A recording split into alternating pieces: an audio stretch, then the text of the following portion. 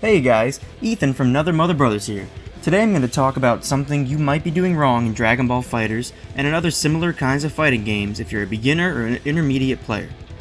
I'm using Dragon Ball Fighterz here because it's a good example of a fighting game that has a lot going on the screen and there's a lot to pay attention to.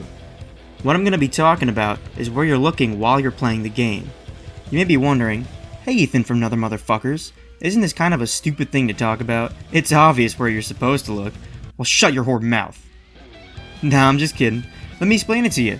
Something I noticed while I was playing Fighterz is that I catch myself looking at my own character a lot, and this gets me into not so good situations sometimes. This is mostly while either me or the opponent is blocking, of course. When I say I'm looking at my own character, I mean I'm more focused on my own character rather than my opponent.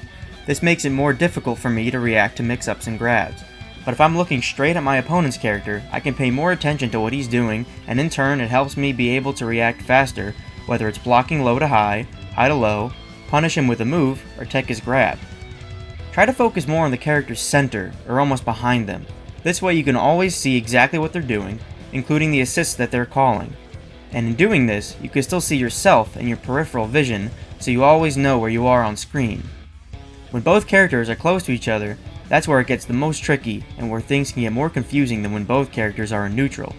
Just practice, train your eyes, and train your brain. Here, I'm fighting the highest difficulty bot in training mode. It's not a hard fight, but it's decent to practice against. My team is Hit, Bardock, and Cell.